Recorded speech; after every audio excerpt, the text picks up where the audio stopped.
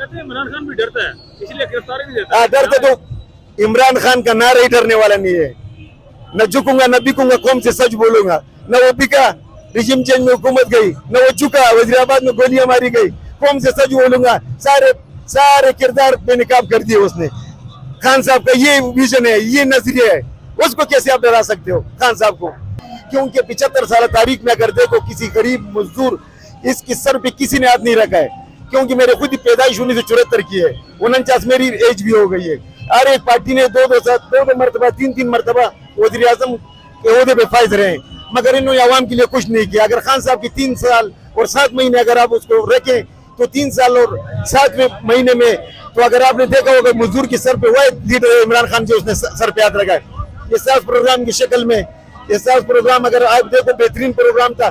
सेहत कार्ड दिए, 10 डेमो पे काम जारी रखा। ये गरीब सारे मजदूर और गरीब से लिंक करते हैं। अगर डेम को काम होते, डेमो पे गरीबों के टच होते हैं, उसमें महंगाई कम होती है, उसमें बिजली हमारे साथ हमारे मुल्क में बिजली का बहरान जो था वो खत्म हो जाता है। मगर ऐसा लीडर में नहीं देखा। 12,000 की शक्ल में 144 अरब दिए, 14,000 की शक्ल में 210 अरब रुपए। कोई भूखा नहीं सोएगा। गाड़ियां घूमती थी इस्लामाबाद में, पनागाहें बनी है। गरीब का सिर पे एहसास करने वाला खान साहब है और हम खान साहब के साथ हैं। और इसको इंशाल्लाह दोबारा बारी मैंडेट से, बारी अक्सरियत से हम दोबारा वज़ीर आज़म मुंतखब करेंगे इंशाल्लाह। और दोबारा हम खान साहब को देखना चाहते हैं। आप तो दोबारा खान साहब को देखना चाहते हैं, लेकिन आजकल के जो हालात हैं, जो मामलात हैं, जो आपके इस वक्त हुकूमत बैठी है, वो तो नहीं चाहती खान साहब को, ना आपके इदारे चाहते हैं खान साहब को। हम लोग भी ये कहते हैं अदलिया का फैसला तो इंशाल्लाह मानना पड़ेगा। अदलिया आज फैसला करेगी इंशाल्लाह, अवाम के हक में करेगी। अदलिया का फैसला तो मानना पड़ेगा।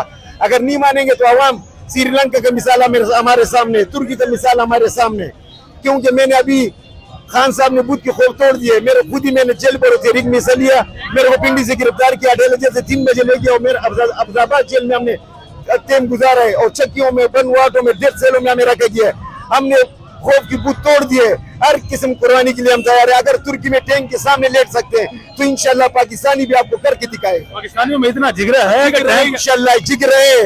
अकेले में नहीं, पूरा आपको पाकिस्तान का पता लगेगा। अगर इंडिया का फैसला नहीं मानेंगे तब जाके आप देखेंगे कि पाकिस्तान का क्या होता है। आप लोगों की जमात को बर्गर जमात कहते हैं कि उनमें ना इतना दम है कि वो आगे नहीं होता। तो ये जेल पर तहरीक में बर्गर जमात नहीं जाती है, बहुत स्ट्रॉन्ग जमात है।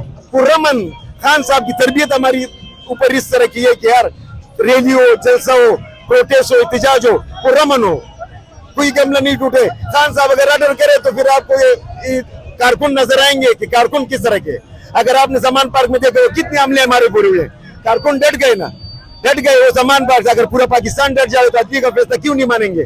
इसमें कौन है जो खान साहब को मरवाना चाहता है या साइडलाइन करवाना चाहता है? जो भी होगा मुल्क को नुकसान होगा। खान साहब हमारे जो है ना पूरी दुनिया भी पसंद करती है, इस्लामी दुनिया भी पसंद करती है और यूरोप भी पसंद करते हैं खान साहब को, और पाकिस्तानी आवाम भी पसंद करती है। खान साहब को आना चाहिए, पाकिस्तान को तरक्की करनी चाहिए, पाकिस्तान को ऊपर जाना चाहिए। क्योंकि आइन को तोड़ रहे हैं लोग, बल्कि आइन को तोड़ दिया गया। क्योंकि 90 दिन के अंदर इलेक्शन है।